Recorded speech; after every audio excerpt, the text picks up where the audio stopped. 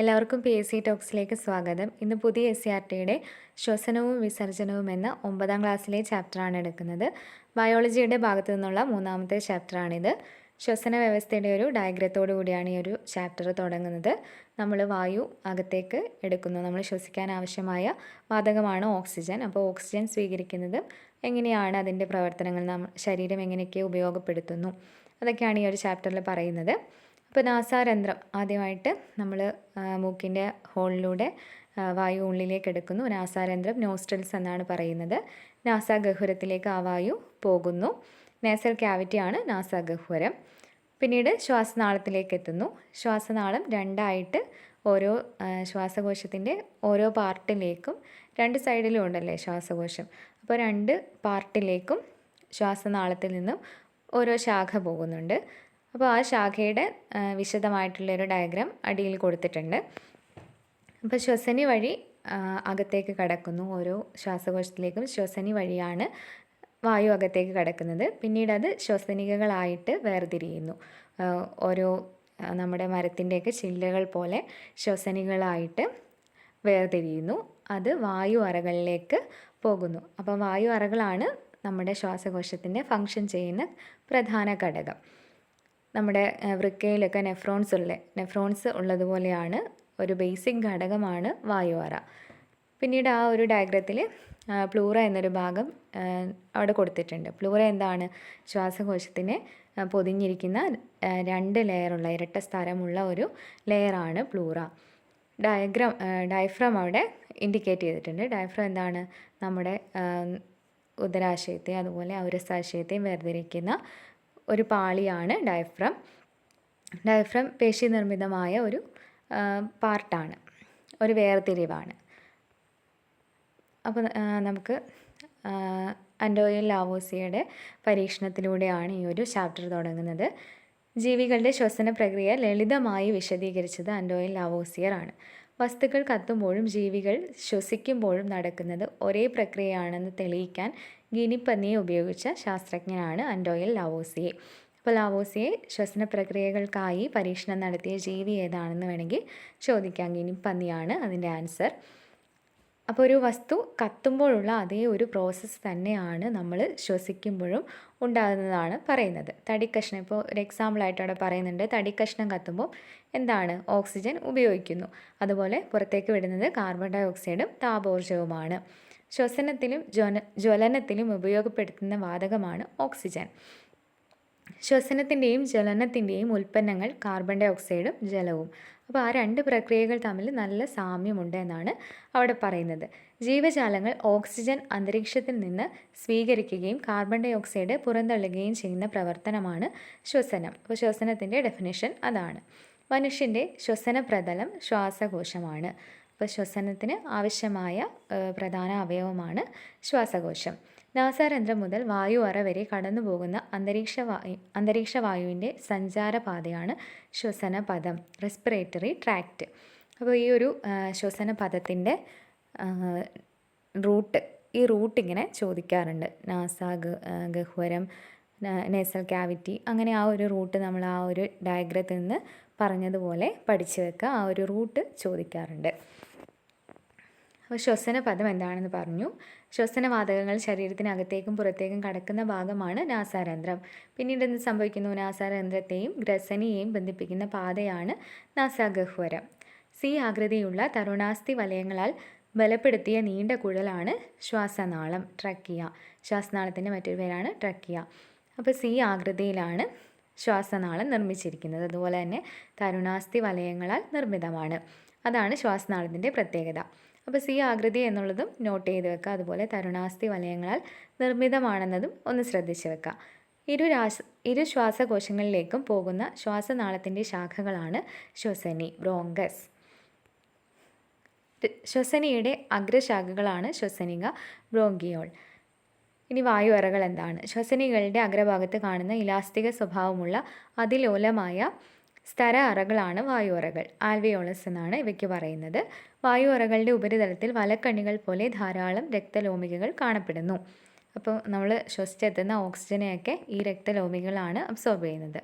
രണ്ട് ശ്വാസകോശങ്ങളിലുമായി ഏകദേശം 70 കോടി ആൽവിയോളകൾ അതായത് വായു അറകൾ കാണപ്പെടുന്നു. അപ്പോൾ ആ ഒരു നമ്പർ 70 കോടി എന്ന ആ ഒരു നമ്പർ നോട്ട് ചെയ്ത് വെക്കുക.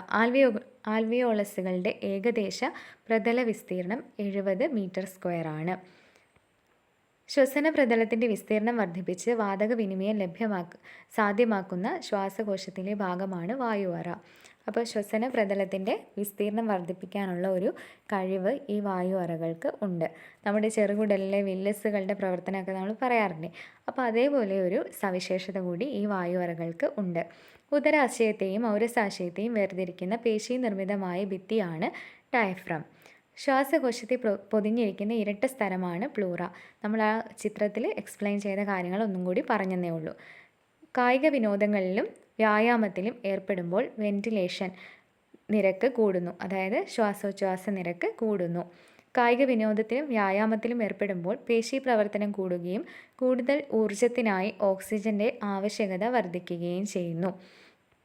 ഓക്സിജൻ കൂടുതൽ ആഗിരണം ചെയ്യുന്നതിനനുസരിച്ച് കൂടുതൽ കാർബൺ ഡൈ ഓക്സൈഡ് പുറന്തള്ളുന്നു.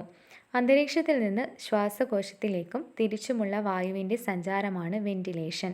അപ്പോൾ ശ്വാസോച്ഛ്വാസം എന്താണ്? വെന്റിലേഷൻ എന്നാണ് അതിന് ഇംഗ്ലീഷിൽ പറയുന്നത്.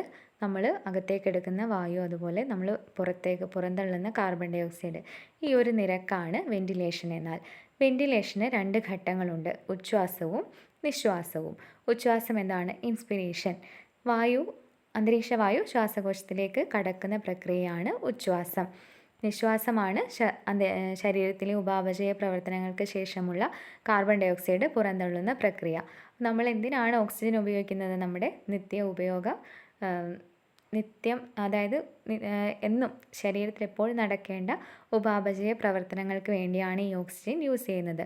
ഓരോ കോശങ്ങളും ഈ വായുവിനെ ഉപയോഗിച്ചുകൊണ്ട് ഊർജം പുറത്തേക്ക് വിടുന്നു. അങ്ങനെയാണ് കോശത്തിലെ പ്രവർത്തനങ്ങളെല്ലാം നടക്കുന്നത്. അങ്ങനെ നമ്മുടെ ബോഡി മൊത്തം ഫങ്ഷൻ ചെയ്യുന്നു. അപ്പോൾ നിശ്വാസവും നേരത്തെ ഉച്ഛ്വാസവും പറഞ്ഞു. ഇനി അവിടെ ഒരു ടേബിൾ കൊടുക്കുന്നുണ്ട്. ഉച്ഛ്വാസത്തിലും നിശ്വാസത്തിലും ഉണ്ടാകുന്ന പ്രധാന പ്രത്യേകതകൾ എന്തൊക്കെയാണ് നടക്കുന്നത്. ഇപ്പോൾ ഇൻ്റർകോസ്റ്റൽ പേശികളുടെ പ്രവർത്തനം എങ്ങനെയൊക്കെയാണ്? ഉച്ഛ്വാസത്തിൽ സങ്കോചിക്കുകയാണ് ചെയ്യുന്നത്. അതുപോലെ നിശ്വാസത്തിലാണെങ്കിൽ പൂർവ്വസ്ഥിതി പ്രാപിക്കുകയാണ് ചെയ്യുന്നത്. വാരിയെല്ലുകളുടെ ചലനം ഉച്ഛ്വാസത്തിൽ ഉയരുന്നു, നിശ്വാസത്തിൽ താഴുന്നു. നമ്മളൊന്ന് ശ്വാസം എടുത്ത് നോക്കിക്കഴിഞ്ഞാൽ നമുക്ക് ഈ ഉച്ഛ്വാസത്തിൻ്റെ പ്രവർത്തനങ്ങളൊക്കെ കിട്ടും. അതുപോലെ ശ്വാസം പുറത്തേക്ക് വിട്ട് കഴിഞ്ഞാൽ നിശ്വാസത്തിൻ്റെ പ്രവർത്തനങ്ങളെല്ലാം കിട്ടും. ഇനി ഡയഫ്രത്തിനുണ്ടാകുന്ന മാറ്റം എങ്ങനെയാണ്? ഉച്ഛ്വാസത്തിൽ സങ്കോചിക്കുന്നു, നിശ്വാസത്തിൽ പൂർവ്വസ്ഥിതി പ്രാപിക്കുന്നു. ഇനി ഔരസാശയ വ്യാപ്തം ഉച്ഛ്വാസത്തിൽ കൂടുകയാണ് ചെയ്യുന്നത്, നിശ്വാസത്തിൽ കുറയുന്നു. അതായത് നമ്മളിങ്ങനെ ശ്വാസം എടുക്കുമ്പോൾ തന്നെ നമുക്ക് വ്യാപ്തം കൂടുന്ന പോലെ തോന്നില്ലേ? അത് തന്നെയാണ് ഇവിടെ ഔരസാശയ വ്യാപ്തം. ഇനി ശ്വാസകോശത്തിലെ വായുമർദ്ദം കുറയുന്നു. നമുക്കറിയാം V = 1/P, നമ്മുടെ ബോയിൽ നിയമം നമുക്കറിയാം. അപ്പോൾ ആ ഒരു നിയമം ഓർത്ത് കഴിഞ്ഞാൽ തന്നെ ഔരസാശയ വ്യാപ്തം കൂടുമ്പോൾ എന്തായാലും വായുമർദ്ദം കുറയുമെന്ന് ഓർക്കുക. അപ്പോൾ ഉച്ഛ്വാസത്തിലെയും നിശ്വാസത്തിലെയും പോയിന്റുകളൊക്കെ നമുക്ക് എഴുതാൻ പറ്റും. ഇനി വായുവിൻ്റെ സഞ്ചാരം. ഉച്ഛ്വാസത്തിൽ എന്താണ് സംഭവിക്കുന്നത്? ശ്വാസകോശത്തിന് ഉള്ളിലേക്കാണ്, അതുപോലെ നിശ്വാസത്തിൽ വായു പുറത്തേക്കും പോകുന്നു. അപ്പോൾ ആ ഒരു ടേബിൾ സിമ്പിളായിട്ട് നമുക്ക് ഓർത്ത് വയ്ക്കാം. ഇനി ആൽവിയോളർ വാതക വിനിമയം എന്താണ് ആൽവിയോളയിൽ സംഭവിക്കുന്നത്? ആൽവിയോളസിലെത്തിയ വായുവിൽ നിന്നും ഓക്സിജനെ രക്തത്തിലേക്കും രക്തത്തിൽ നിന്ന് കാർബൺ ഡൈ ഓക്സൈഡിനെ ആൽവിയോളസിലേക്കും കൈമാറുന്നു. ആൽവിയോളസിൻ്റെയും രക്തലോമികകളുടെയും ഭിത്തി ഒറ്റനിര കോശങ്ങളാൽ നിർമ്മിതമാണ്. ആൽവിയോളസിൻ്റെ ഭിത്തിയിലെ ഈർപ്പവുമായി ശ്വസനവാതകങ്ങൾ ലയിക്കുകയും ഡിഫ്യൂഷൻ എളുപ്പമാവുകയും ചെയ്യുന്നു. അപ്പോൾ ഡിഫ്യൂഷൻ എന്ന ഒരു പ്രോസസ്സിലൂടെ നമ്മുടെ അകത്തേക്ക് പോയ ഓക്സിജൻ മറ്റ് കലകളിലേക്ക് പോകുന്നു. അതായത് ആൽവിയോളസിൽ നിന്ന് മറ്റ് കലകളിലേക്ക്, അതായത് രക്തത്തിലേക്ക് പോകുന്നു. ഇനി ഈ ഫങ്ഷൻസൊക്കെ കഴിഞ്ഞിട്ട് ബാക്കി വരുന്ന വേസ്റ്റായ കാർബൺ ഡൈ ഓക്സൈഡ് പുറന്തള്ളാൻ വേണ്ടിയിട്ട് നേരെ ഡിഫ്യൂഷനിലൂടെ തന്നെ ആൽവിയോളസിലേക്ക് കൈമാറുന്നു. ഈ ഒരു പ്രോസസ്സാണ് അവിടെ നടക്കുന്നത്.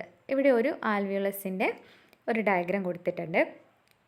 അതിന് ഒറ്റനിര കോശങ്ങളാൽ നിർമ്മിതമാണെന്ന് പറഞ്ഞിട്ടുണ്ടല്ലോ. അപ്പോൾ ആ ഒറ്റനിര കോശങ്ങൾ അവിടെ അടയാളപ്പെടുത്തിയിട്ടുണ്ട്. പിന്നീട് രക്തലോമിക ഭിത്തി, ഒരു രക്തലോമിക ഭിത്തിയും അവിടെ കൊടുത്തിട്ടുണ്ട്. പിന്നെ ആൽവിയോളൈ, രക്തലോമിക. അപ്പോൾ ഈ 2 ഭിത്തികൾക്കിടയിലുള്ള കൈമാറ്റം, ഈ വാതക വിനിമയം ഡിഫ്യൂഷനിലൂടെ നടക്കുന്നു. അപ്പോൾ അവിടെ ആ ഒരു ഡയഗ്രത്തിൽ ഓക്സിജനെ ഉള്ളിലേക്ക് എടുക്കുന്നു, അതുപോലെ കാർബൺ ഡൈ ഓക്സൈഡിനെ ഈർപ്പത്തെയൊക്കെ പുറത്തേക്ക് വിടുന്നു എന്നും ആരോ മാർക്കിട്ടിട്ട് കാണിച്ചിട്ടുണ്ട്. ഇനി ആൽവിയോലാർ രക്തലോമികയിൽ കാർബൺ ഡൈ ഓക്സൈഡിൻ്റെ ഗാഢത കൂടുതലും ഓക്സിജൻ്റെ ഗാഢത കുറവുമാണ്. ആൽവിയോളസിൽ ഓക്സിജൻ്റെ ഗാഢത കൂടുതലും കാർബൺ ഡൈ ഓക്സൈഡിൻ്റെ ഗാഢത കുറവുമാണ്. കാരണം എന്താണ്? ആൽവിയോളസിലാണല്ലോ ആദ്യം ഓക്സിജൻ എത്തുന്നത്. അപ്പോൾ ഓക്സിജൻ്റെ ഗാഢത കൂടുതലാണ്, എന്നാൽ കാർബൺ ഡൈ ഓക്സൈഡ് കുറവുമാണ്. രക്തലോമികയിൽ നേരെ തിരിച്ചുമാണ്. ആൽവിയോളസിലെ ഗാഢത കൂടിയ ഓക്സിജൻ ആൽവിയോളാർ രക്തലോമികയിലെ രക്തത്തിലേക്ക് വ്യാപിക്കുന്ന പ്രവർത്തനമാണ് ഡിഫ്യൂഷൻ. അപ്പോൾ ഡിഫ്യൂഷൻ എപ്പോഴും എങ്ങനെയാണ്? ഗാഢത കൂടിയ ഭാഗത്ത് നിന്ന് ഗാഢത കുറഞ്ഞ ഭാഗത്തേക്കാണ് വാതകങ്ങൾ പോവുക. അപ്പോൾ ആ ഒരു പ്രോസസ്സിലൂടെ അങ്ങോട്ടും ഇങ്ങോട്ടും പോകുന്നു. ശ്വാസകോശത്തിൽ വെച്ച് ചെറിയ ഒരു ഭാഗം ഓക്സിജൻ പ്ലാസ്മയിലേക്കും ബാക്കി ഹീമോഗ്ലോബിനിലേക്കും ലയിക്കുന്നു. ഓക്സിജൻ ഹീമോഗ്ലോബിനുമായി ചേർന്ന് ഓക്സി ഹീമോഗ്ലോബിൻ ആകുന്നു. കോശത്തിനടുത്ത് വെച്ച് ഓക്സി ഹീമോഗ്ലോബിൻ വിഘടിച്ച് ഓക്സിജൻ സ്വതന്ത്രമാകുന്നു. രക്തത്തിൽ നിന്നും ഓക്സിജൻ ടിഷ്യൂ ദ്രവത്തിലേക്ക് പ്രവേശിക്കുന്നു. ടിഷ്യൂ ദ്രവത്തിലെത്തിയ ഓക്സിജൻ കോശങ്ങളിലേക്ക് പ്രവേശിക്കുന്നു. കോശ ശ്വസനത്തിൻ്റെ ഫലമായി കാർബൺ ഡൈ ഓക്സൈഡ് സ്വതന്ത്രമാകുന്നു. അപ്പോൾ നമ്മുടെ ആൽവിയോളസിൽ നിന്നും ഓക്സിജൻ ഇവർ രക്തത്തിൻ്റെ ഒപ്പം കൂട്ടിക്കൊണ്ടുപോയി. ഏത് രൂപത്തിലാണ്? ഓക്സി ഹീമോഗ്ലോബിൻ രൂപത്തിൽ. എന്നിട്ട് നമ്മുടെ കോശത്തിൻ്റെ വാതിൽ തുറക്കുമ്പോഴത്തേക്കും ഈ ഓക്സിജനെ അങ്ങ് സ്വതന്ത്രമാക്കി കൊടുക്കും. നിങ്ങൾ എടുത്തോ എന്ന് പറഞ്ഞ് കൊടുക്കും. അപ്പോൾ ഓക്സി ഹീമോഗ്ലോബിനിൽ നിന്നും ഓക്സിജൻ സ്വതന്ത്രമായി. പിന്നീട് അവർ രക്തത്തിൽ നിന്ന് ടിഷ്യൂ ദ്രവത്തിലേക്കും ഓക്സിജൻ കൈമാറുന്നുണ്ട്. അപ്പോൾ രണ്ട് രീതിയിൽ കോശത്തിലേക്കും കൊടുക്കുന്നുണ്ട്, ടിഷ്യൂ ദ്രവത്തിലേക്കും കൊടുക്കുന്നുണ്ട്. ഇത് രണ്ടും ഉപാപചയ പ്രവർത്തനത്തിനായി ഉപയോഗിക്കുന്നു. അതിനുശേഷം ശ്വസനത്തിൻ്റെ ഉൽപ്പന്നമായിട്ട് കാർബൺ ഡൈ ഓക്സൈഡ് സ്വതന്ത്രമാകുന്നു. കോശങ്ങളിൽ നിന്ന് കാർബൺ ഡൈ ഓക്സൈഡ് പ്രവേശിക്കുന്നത് ടിഷ്യൂ ദ്രവത്തിലേക്കാണ്. ടിഷ്യൂ ദ്രവത്തിൽ നിന്നും കാർബൺ ഡൈ ഓക്സൈഡ് രക്തത്തിലേക്ക് പ്രവേശിക്കുന്നു. അപ്പോൾ ആ പോയ പോലെ തന്നെ തിരിച്ച് കാർബൺ ഡൈ ഓക്സൈഡ്, ഓക്സിജൻ പോയ അതേ പ്രോസസ്സിൽ തന്നെ തിരിച്ച് കാർബൺ ഡൈ ഓക്സൈഡും പുറത്തേക്ക് വരുന്നു. രക്തത്തിൽ നിന്നും പ്ലാസ്മയിൽ ലയിക്കുന്ന കാർബൺ ഡൈ ഓക്സൈഡിൻ്റെ അളവ് 7%. അപ്പോൾ 3 പ്രോസസ്സുകളിലൂടെയാണ് കാർബൺ ഡൈ ഓക്സൈഡ് തിരിച്ച് പുറത്തേക്ക് വരുന്നത്. രക്തത്തിൽ നിന്നും പ്ലാസ്മയിൽ 7% ലയിക്കുന്നു. അതുകൂടാതെ ഹീമോഗ്ലോബിനിൽ 23% ലയിക്കുന്നു. പിന്നീട് RBC, റെഡ് ബ്ലഡ് കോർപ്പസൽസ്, അവയിലേക്ക് 70% ലയിക്കുന്നു. ഹീമോഗ്ലോബിനിലെ RBCയിലെ ജലവുമായിട്ടാണ് ഈ 70% സംയോജിക്കുന്നത്. കാർബൺ ഡൈ ഓക്സൈഡ് ഹീമോഗ്ലോബിനുമായി ചേരുമ്പോൾ കാർബമിനോ ഹീമോഗ്ലോബിൻ ആകുന്നു. അപ്പോൾ അങ്ങോട്ട് പോയപ്പോൾ ഓക്സി ഹീമോഗ്ലോബിനായിരുന്നു, തിരിച്ചു വന്നപ്പോൾ കാർബമിനോ ഹീമോഗ്ലോബിനായി. അപ്പോൾ ഈ ഒരു 3% നോട്ട് ചെയ്ത് വെക്കുക. പ്ലാസ്മയിൽ 7%, ഹീമോഗ്ലോബിനുമായി ചേരുന്നത് 23%. അവിടെയാണ് പറയുന്നത് കാർബമിനോ ഹീമോഗ്ലോബിൻ്റെ അളവാണ് 23%. ഇനി RBCയിലെ ജലവുമായി സംയോജിക്കുന്നതാണ് ഏറ്റവും കൂടുതലുള്ളത്, അത് 70%.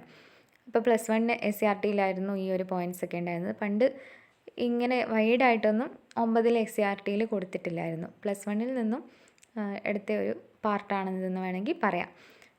+1 ടെക്സ്റ്റ് ബുക്കിലുള്ളൊരു ഇത്ര വൈഡായിട്ടൊക്കെ ഇപ്പം പുതിയ SCRT ആയതുകൊണ്ട് കൊടുത്തിട്ടുണ്ട്. അപ്പോൾ ആ ഒരു പെർസെൻറ്റേജ് എന്തായാലും നോട്ട് ചെയ്ത് വെക്കണം. കാർബൺ ഡൈ ഓക്സൈഡ് RBCയിലെ ജലവുമായി സംയോജിച്ച് ബൈകാർബണേറ്റ് ആകുന്നു. അപ്പോൾ അവിടെ ജലവുമായിട്ട് സംയോജിച്ചുകൊണ്ട് ബൈകാർബണേറ്റ് ആയിട്ടാണ് പുറത്തേക്ക് വരുന്നത്. കാർബമിനോ ഹീമോഗ്ലോബിനും ബൈകാർബണേറ്റും വിഘടിച്ച് കാർബൺ ഡൈ ഓക്സൈഡ് പ്ലാസ്മയിൽ എത്തുന്നത് ആൽവിയോളർ രക്തലോമികളിൽ വെച്ച്. അപ്പോൾ ഈ ഒരു പ്രോസസ്സ് ആൽവിയോളർ രക്തലോമികളിലേക്ക് കാർബൺ ഡൈ ഓക്സൈഡ് എത്തുന്ന വിധമാണ് ഇവിടെ പറഞ്ഞത്. 3 രീതിയിൽ സംയോജിച്ചുകൊണ്ട് ആൽവിയോളേൻ്റെ അടുത്തെത്തുമ്പോഴത്തേക്കും കാർബൺ ഡൈ ഓക്സൈഡ് സ്വതന്ത്രമാക്കുന്നു. ആൽവിയോളർ രക്തലോമികളിലെ പ്ലാസ്മയിൽ കാർബൺ ഡൈ ഓക്സൈഡ് ഗാഢത കൂടുതലായതിനാൽ കാർബൺ ഡൈ ഓക്സൈഡ് ഡിഫ്യൂഷനിലൂടെ എത്തിച്ചേരുന്നത് ആൽവിയോളേസിലേക്കാണ്. അപ്പോൾ അവിടെ ഡിഫ്യൂഷൻ്റെ ഒരു പ്രോസസ്സ്, ഗാഢത കൂടിയ ഭാഗത്ത് നിന്നും കുറഞ്ഞ ഭാഗത്തിലേക്ക് പോകുന്നു. അതുകൊണ്ട് തന്നെ എവിടെയാണ് ഗാഢത കൂടുതൽ? നമ്മുടെ രക്തലോമികളിലാണ്. അപ്പോൾ രക്തലോമികളിൽ നിന്ന് ആൽവിയോളസിലേക്ക് പോകുകയാണ് ചെയ്യുന്നത്. കാർബൺ ഡൈ ഓക്സൈഡും ചെറിയ അളവിൽ ജലവും നിശ്വാസവായുവിലൂടെ പുറന്തള്ളുന്നു. അപ്പോൾ ചെറിയ അളവിൽ ഈർപ്പം പുറത്തേക്ക് പോകുന്നുണ്ട്, കാർബൺ ഡൈ ഓക്സൈഡ് മാത്രമല്ല. ആൽവിയോളസിലെ വായുവും ആൽവിയോളാർ രക്തലോമികയിലെ രക്തവും തമ്മിലുള്ള അകലം. അപ്പോൾ നേരത്തെ നമ്മൾ ആ ഒരു ഡയഗ്രം കാണിച്ചില്ലേ, അപ്പോൾ ആ ഡയഗ്രത്തിൻ്റെ ഭിത്തി അതുപോലെ ആൽവിയോളയിലെ വായുവും രക്തലോമികളിലെ രക്തവും തമ്മിലുള്ള അകലം 1 മില്ലിമീറ്ററിൻ്റെ താഴെയാണ്. അതായത് 1 മില്ലിമീറ്ററിൻ്റെ 1/1000 താഴെ, അത്രയും ചെറിയ അകലം മാത്രമേ അവിടെ ഉള്ളൂ. അപ്പോൾ ആ ഒരു സ്ഥലത്തിലൂടെയാണ് വാതക വിനിമയമൊക്കെ നടക്കുന്നത്, 1 മില്ലിമീറ്ററിൻ്റെ 1/1000 താഴെ. ശാരീരിക പ്രവർത്തനങ്ങൾക്ക് ആവശ്യമായ ഊർജ്ജ സ്രോതസ്സാണ് ATP തന്മാത്രകൾ. ATPയുടെ പൂർണ്ണരൂപം അഡെനോസിൻ ട്രൈഫോസ്ഫേറ്റ്. ATP ചോദിക്കാറുണ്ട്. ഊർജ്ജ പാക്കറ്റുകളാണ് ATPs. ഇനി കോശശ്വസനം, സെൽ റെസ്പിറേഷൻ എങ്ങനെയാണ് നടക്കുന്നത്? കോശത്തിൽ വെച്ച് ഗ്ലൂക്കോസിനെ ഓക്സിജൻ ഉപയോഗിച്ച് വിഘടിപ്പിച്ച് ഊർജം സ്വതന്ത്രമാക്കുന്ന പ്രക്രിയയാണ് കോശശ്വസനം. കോശശ്വസനത്തിന് 2 ഘട്ടങ്ങളുണ്ട്, ഗ്ലൈക്കോളിസിസും ക്രെബ്സ് പരിവൃത്തി, അതായത് ക്രെബ്സ് സൈക്കിൾ. അപ്പോൾ ഈ ഒരു 2 ഘട്ടത്തിലൂടെയാണ് നമ്മുടെ ഗ്ലൂക്കോസിനെ ഓക്സിജൻ ഉപയോഗിച്ച് വിഘടിപ്പിച്ചുകൊണ്ട് ഊർജം ഉണ്ടാക്കുന്നത്. കോശശ്വസനത്തിലൂടെയാണ് നമ്മുടെ ഫുൾ ബോഡി ചലിക്കാൻ ആവശ്യമായ ഊർജം ശരീരം ഉണ്ടാക്കിയെടുക്കുന്നത്. അപ്പോൾ ആദ്യത്തെ ഘട്ടമായ ഗ്ലൈക്കോളിസിസിലേക്ക് പോകാം. കോശശ്വസനത്തിൽ ഓക്സിജൻ ആവശ്യമില്ലാത്ത ഘട്ടമാണ് ഗ്ലൈക്കോളിസിസ്. അപ്പോൾ ആദ്യം ഓക്സിജനൊന്നും ഇതിൽ ഉപയോഗിക്കുന്നില്ല. പിന്നീട് കോശദ്രവ്യത്തിൽ വെച്ചാണ് ഇത് നടക്കുന്നത്. ഗ്ലൂക്കോസിനെ പൈറൂവിക് ആസിഡാക്കി മാറ്റുന്ന ഘട്ടം. അപ്പോൾ കോശദ്രവ്യത്തിൽ വെച്ച് നടക്കുന്നു, ഗ്ലൂക്കോസിനെ പൈറൂവിക് ആസിഡാക്കുക എന്നതാണ് ഇമ്പോർട്ടൻ്റ് ആയ കാര്യം. ഗ്ലൈക്കോളിസിസിൻ്റെ ഫലമായി സ്വതന്ത്രമാക്കുന്ന ATP തന്മാത്രകളുടെ എണ്ണം 2. അപ്പോൾ 2 ATP തന്മാത്രകൾ മാത്രമേ ഈ ഒരു ആദ്യത്തെ ഘട്ടത്തിൽ ഉണ്ടാവുന്നുള്ളൂ. ഇനി അടുത്ത ഘട്ടത്തിൽ എന്താണെന്ന് നോക്കാം. കോശശ്വസനത്തിൽ ഓക്സിജൻ ആവശ്യമായ ഘട്ടമാണ് ക്രെബ്സ് സൈക്കിൾ. മൈറ്റോകോൺട്രിയയിൽ വെച്ചാണ് നടക്കുന്നത്. മറ്റേത് കോശദ്രവ്യത്തിൽ വെച്ചായിരുന്നു, ഇത് മൈറ്റോകോൺട്രിയയിൽ വെച്ചാണ് നടക്കുന്നത്. നമ്മുടെ കോശത്തിൻ്റെ പവർ ഹൗസ് എന്നറിയപ്പെടുന്നത് മൈറ്റോകോൺട്രിയയാണ്. എന്തുകൊണ്ടാണ്? നമ്മുടെ ഊർജ്ജമൊക്കെ ഇങ്ങനെ പുറന്തള്ളുന്നു, കൂടുതൽ ഊർജ്ജം ഉൽപ്പാദിപ്പിക്കുന്ന കോശാംഗമാണ് മൈറ്റോകോൺട്രിയ. അതുകൊണ്ടാണ് പവർ ഹൗസ് എന്നറിയപ്പെടുന്നത്. പൈറൂവിക് ആസിഡ് കാർബൺ ഡൈ ഓക്സൈഡും ജലവുമായി മാറുന്ന ഘട്ടമാണ് ക്രെബ്സ് സൈക്കിൾ. ക്രെബ്സ് സൈക്കിളിൽ സ്വതന്ത്രമാകുന്ന ATP തന്മാത്രകളുടെ എണ്ണം 28. അപ്പോൾ 2ലും കൂടി 30 ആകെ സ്വതന്ത്രമാകുന്ന ATPs. കോശശ്വസനത്തിലെ 2ാം ഘട്ടമായ ക്രെബ്സ് സൈക്കിളിലെ രാസപ്രവർത്തനങ്ങൾ കണ്ടെത്തിയ ജർമ്മൻ കെമിസ്റ്റാണ് ഹാൻസ് അഡോൾഫ് ക്രെബ്സ്. അതുകൊണ്ടാണ് ക്രെബ്സ് സൈക്കിൾ എന്ന് പേര് വന്നത്. 1900 to 1981 അയാളുടെ കാലയളവ്. ജർമ്മൻ ബയോകെമിസ്റ്റാണ്.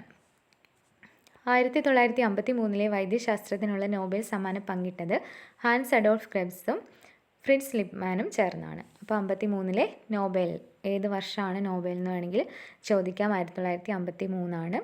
2 പേരാണ് പങ്കിട്ടത്.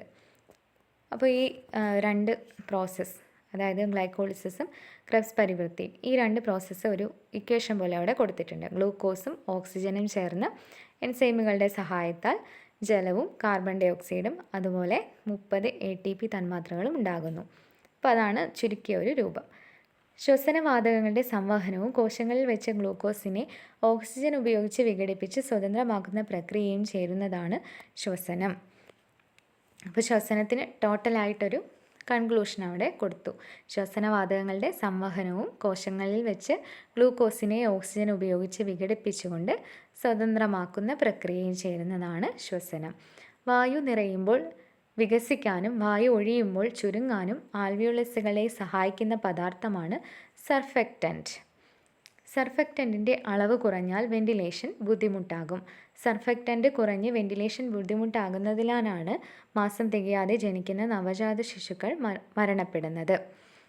അപ്പോൾ ഈ സർഫെക്റ്റൻറ്റിൻ്റെ പ്രാധാന്യം എത്രത്തോളം ഉണ്ടെന്നാണ് അവിടെ പറയുന്നത്. അപ്പോൾ ചുരുങ്ങാനും വികസിക്കാനും, വായു നിറയുമ്പോൾ വികസിക്കാനും അതുപോലെ വായു ഒഴിവായി പോകുമ്പോൾ ചുരുങ്ങാനുമുള്ള ഒരു സഹായക വസ്തുവാണ് സർഫെക്റ്റൻറ്റ്. അപ്പോൾ വേണമെങ്കിൽ ചോദിക്കാം, മാസം തികയാതെ ജനിക്കുന്ന കുട്ടികളൊക്കെ വേഗം മരണപ്പെട്ടു പോകാൻ കാരണം, വെന്റിലേഷൻ ബുദ്ധിമുട്ടാകുന്നതിൽ കാരണമായ പദാർത്ഥം ഏതാണെന്ന് വേണമെങ്കിൽ ചോദിക്കാം. സർഫെക്റ്റൻ്റ് എന്നാണ് അതിൻ്റെ ആൻസർ. അടുത്തതായിട്ട് ഹീമോഗ്ലോബിൻ. RBCയിലെ വർണ്ണകമാണ് ഹീമോഗ്ലോബിൻ. നമുക്കറിയാം രക്തത്തിന് ചുവപ്പ് നിറം നൽകുന്ന വർണ്ണകമാണ് ഹീമോഗ്ലോബിൻ. ഹീമോഗ്ലോബിൻ ഇരുമ്പടങ്ങിയ ഒരു പ്രോട്ടീനാണ് ഹീമോഗ്ലോബിൻ. 4 പ്രോട്ടീൻ ഇഴകളും ഇരുമ്പടങ്ങിയ ഹീമും ചേർന്നതാണ് ഹീമോഗ്ലോബിൻ്റെ ഘടന. അതുകൊണ്ട് തന്നെ 4 അതിൻ്റെ ടോട്ടൽ കപ്പാസിറ്റി.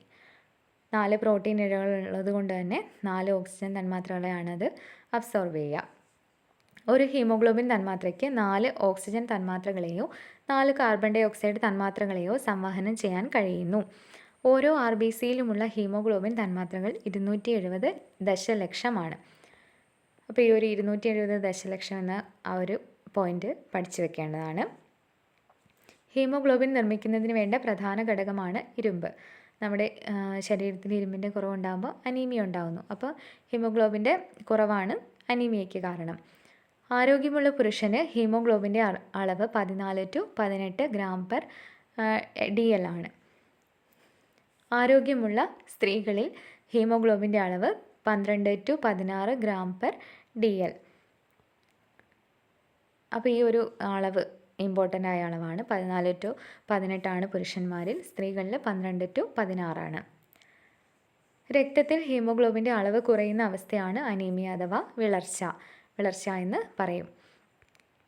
രക്തസ്രാവം, ഇരുമ്പിൻ്റെ അപര്യാപ്തത, ചില വൈറ്റമിനുകളുടെ കുറവ് തുടങ്ങിയവ അനീമിയയ്ക്ക് കാരണമാകും. അനീമിയയ്ക്ക് 3 കാരണങ്ങളാണ്. രക്തസ്രാവം, ഇരുമ്പിൻ്റെ അപര്യാപ്തതയുണ്ട്, പിന്നെ ചില വൈറ്റമിനുകളുടെ കുറവ്, വിറ്റാമിൻ എ ആണ് പ്രധാനമായിട്ടുള്ളത്. ചില ജീവകങ്ങളുടെ കുറവ് മൂലമുള്ള അനീമിയയ്ക്ക് ഉദാഹരണങ്ങൾ: ജീവകം B6, microcytic anaemia. Vitamin A അല്ല, ബി ആണ്. B6 പറയുകയാണെങ്കിൽ മൈക്രോസൈറ്റിക് അനീമിയ ആണ്. B9 megaloblastic anaemia. ജീവകം B12 പെർനീഷ്യസ് അനീമിയ. B12 ആണ് കൊബാൾട്ട് അടങ്ങിയിരിക്കുന്ന ജീവകമാണ് B12. നമ്മുടെ മഴവെള്ളത്തിലൂടെ കിട്ടുന്ന വിറ്റാമിനാണ് B12 പെർനീഷ്യസ് അനീമിയാണ്. അപ്പോൾ ഈ 3 അനീമിയയ്ക്ക് കാരണമാകുന്ന ജീവകങ്ങളുടെയും അപര്യാപ്തത രോഗം പഠിച്ചു വെക്കേണ്ടതാണ്. B6 microcytic anaemia, B9 megaloblastic anaemia, B12 pernicious anaemia. അരുണ രക്താണുക്കളുടെ ആകൃതി അരിവാള് പോലെ ആയതിനാൽ ശരിയായ വിധത്തിലുള്ള ഓക്സിജൻ സംവഹനം നടക്കാത്ത രോഗമാണ് സിക്കിൾ സെൽ അനീമിയ. അരിവാൾ രോഗം ഇതൊരു ജനിതക രോഗമാണ്. സിക്കിൾ സെൽ അനീമിയ 11 ജനിതക രോഗത്തിൽ വരുന്നതാണ് സിക്കിൾ സെൽ അനീമിയ. ജീൻ ലെവലിലാണ് ഈ ഒരു അസുഖം വരുന്നത്. ജീൻ ലെവലിൽ കുഴപ്പമുണ്ടാകുമ്പോഴാണ് സിക്കിൾ സെൽ അനീമിയ ഉണ്ടാകുന്നത്. സ്കൂളുകളിൽ ഇരുമ്പടങ്ങിയ ഗുളികകൾ വിതരണം ചെയ്യുന്ന പദ്ധതിയാണ് വിഫ്സ്, അതായത് weekly iron and folic acid supplementation. അതാണ് വിഫ്സിൻ്റെ പൂർണ്ണരൂപം. വിഫ്സ് എന്ന പദ്ധതി ഇമ്പോർട്ടൻ്റ് ആണ്. പൂർണ്ണരൂപം പഠിച്ചു വെക്കുക. ഓക്സിജനോട് ഉള്ളതിനേക്കാൾ ഹീമോഗ്ലോബിന് പ്രതിപത്തി കൂടുതൽ ഏതിനോടാണ്? കാർബൺ മോണോക്സൈഡിനോടാണ്. അതുകൊണ്ടാണ് നമ്മൾ പുക ശ്വസിക്കുമ്പോൾ അടുത്ത് നിൽക്കാൻ പാടില്ല എന്നൊക്കെ പറയുന്നത്. കൂടുതൽ കാർബൺ മോണോക്സൈഡിനെ എടുക്കാനുള്ള ടെൻഡൻസി ഉണ്ടാവും. ഹീമോഗ്ലോബിൻ കാർബൺ മോണോക്സൈഡുമായി കൂടി ചേരുമ്പോഴുണ്ടാകുന്ന സംയുക്തമാണ് കാർബോക്സി ഹീമോഗ്ലോബിൻ. അടുത്തതായിട്ട് ശ്വസനം മറ്റ് ജീവികളിൽ.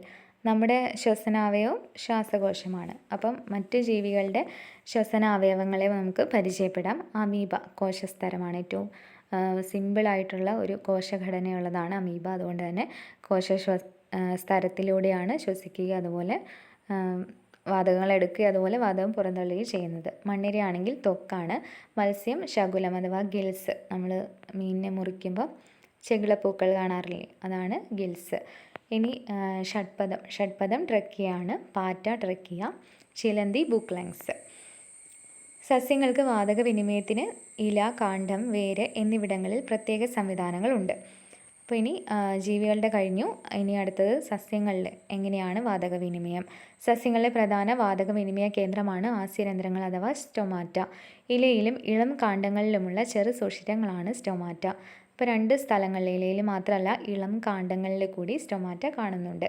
കട്ടി കൂടിയ കാണ്ഡത്തിൻ്റെയും വേരിൻ്റെയും ഉപരിതലത്തിലുള്ള ചെറു സുഷിരങ്ങളാണ് ലെൻറ്റിസെല്ലുകൾ. അപ്പം ആ ഒരു ലെൻറ്റിസെല്ലുകളിലൂടെയും നമ്മുടെ വാതകവിനിമയം നടക്കാറുണ്ട്. കാണ്ഡത്തിലും വേരിലും വാതകവിനിമയം നടക്കുന്ന ഭാഗമാണ് ലെൻറ്റിസെല്ലുകൾ.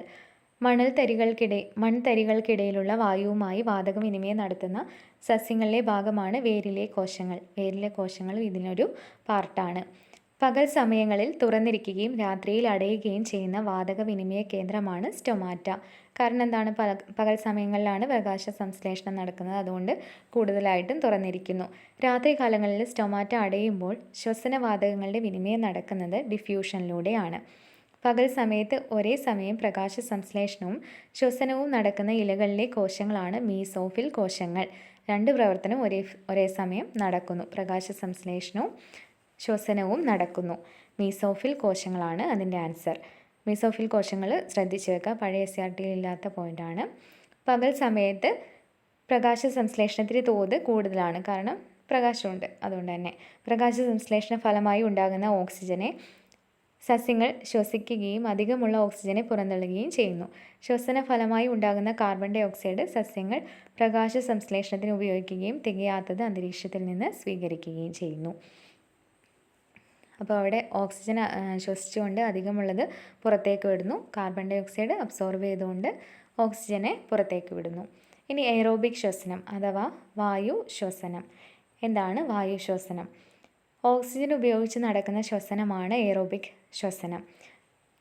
അതായത് നമ്മളൊക്കെ ചെയ്യുന്നത്, ജീവജാലങ്ങളും അതുപോലെ സസ്യങ്ങളും ഒക്കെ ചെയ്യുന്നതാണ് എയറോബിക് ശ്വസനം. സസ്യങ്ങളും ജന്തുക്കളും ശ്വസനത്തിന് ഉപയോഗിക്കുന്ന വാതകമാണ് ഓക്സിജൻ. ഇനി അനഎറോബിക് ശ്വസനം, അതായത് അവായു ശ്വസനം. വായു ഇല്ലാതെ ശ്വസിക്കുന്നു. ഓക്സിജൻ്റെ അഭാവത്തിൽ ജീവൽ പ്രവർത്തനങ്ങൾക്ക് വേണ്ട ഊർജ്ജം ഉൽപ്പാദിപ്പിക്കുന്ന പ്രക്രിയയാണ് അവായു ശ്വസനം. അവായു ശ്വസനം രണ്ട് തരത്തിലുണ്ട്. ലാക്റ്റിക് ആസിഡ് ഫെർമെൻറ്റേഷനും അതുപോലെ ആൽക്കഹോൾ ഫെർമെൻറ്റേഷനും. ഈ രണ്ട് രീതിയിലൂടെയും ഊർജ്ജം ഉൽപ്പാദിപ്പിച്ചുകൊണ്ട് അവർ ജീവിക്കുന്നു. ബാക്ടീരിയയിൽ നടക്കുന്ന അവായു ശ്വസനമാണ് ലാക്റ്റിക് ആസിഡ് ഫെർമെൻറ്റേഷൻ. ഈസ്റ്റിൽ നടക്കുന്ന അവായു ശ്വസനമാണ് ആൽക്കഹോൾ ഫെർമെൻറ്റേഷൻ. അപ്പം ബാക്ടീരിയയിലും ഈസ്റ്റിലുമാണ് പ്രധാനമായിട്ടും അനൈറോബിക് റെസ്പിറേഷൻ നടക്കുന്നത്. നമ്മുടെ ലാക്റ്റിക് ആസിഡ് ഫെർമെൻറ്റേഷനിൽ വരുന്ന എന്താണ്? തൈര് മോര് ആക്കുന്ന ബാക്ടീരിയകളാണ് ലാക്റ്റിക് ആസിഡ് ബാക്ടീരിയകൾ. അത് അവിടെ നടക്കുന്ന ഫെർമെൻറ്റേഷനാണ് ലാക്റ്റിക് ആസിഡ് ഫെർമെൻറ്റേഷൻ. ഈസ്റ്റ് ആണെങ്കിൽ നമ്മൾ അപ്പം പുളിപ്പിക്കാനൊക്കെ ആയിട്ട് ഉപയോഗിക്കുന്ന ഈസ്റ്റ് തന്നെയാണ് ഇവിടെ ഉദ്ദേശിക്കുന്നത്. ലാക്ടോബാസിലസ് ബാക്ടീരിയ, ഈസ്റ്റ് എന്നിവയുടെ കോശദ്രവ്യത്തിൽ വെച്ച് ഗ്ലൂക്കോസ് വിഘടിച്ച് പൈറൂവിക് ആസിഡ് ആകുമ്പോൾ ഉൽപ്പാദിപ്പിക്കുന്ന ATP തന്മാത്രകളുടെ എണ്ണം 2 അപ്പോൾ അവരുടെയൊക്കെ ഊർജ്ജം ATPs വരുന്നത് 2 2 പാക്കറ്റുകളാണ് അവർക്ക് കിട്ടുന്നത്. ലാക്ടോബാസിലസ് ബാക്ടീരിയയുടെ പ്രവർത്തന ഫലമായി പൈറൂവിക് ആസിഡ് ലാക്റ്റിക് ആസിഡായി മാറുന്നു.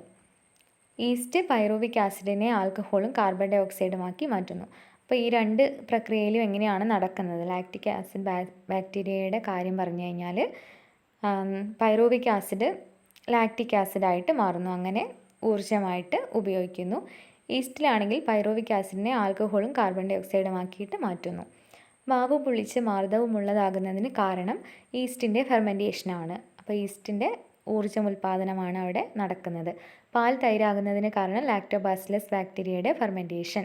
മനുഷ്യനിൽ അവായു ശ്വസനം നടക്കുന്ന സന്ദർഭം.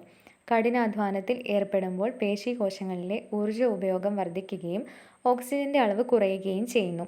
ഈ സന്ദർഭത്തിൽ അവായു ശ്വസനത്തിലൂടെ ഊർജ്ജം ഉൽപ്പാദിപ്പിക്കുന്നു. അതായത് നമ്മുടെ മസിൽസിൻ്റെ ഇടയ്ക്കൊക്കെ കുറേ പ്രവർത്തനങ്ങൾ വന്നു കഴിഞ്ഞാൽ അവർക്ക് ഊർജ്ജമില്ലാതെ വരുന്നു. അപ്പോൾ അവിടെ അവായു ശ്വസനമാണ് ഉപയോഗപ്പെടുത്തുന്നത്. അവായു ശ്വസനത്തിൻ്റെ ഫലമായി പേശീകോശങ്ങളിൽ രൂപപ്പെടുന്ന സംയുക്തമാണ് ലാക്റ്റിക് ആസിഡ്. നമ്മുടെ പേശീക്ലമത്തിന് കാരണമാണ് ലാക്റ്റിക് ആസിഡ്. ഇനി അനൈറോബിക് ശ്വസനത്തിൻ്റെ ഒരു ഡയഗ്രമാണ് അവിടെ കൊടുത്തിരിക്കുന്നത്.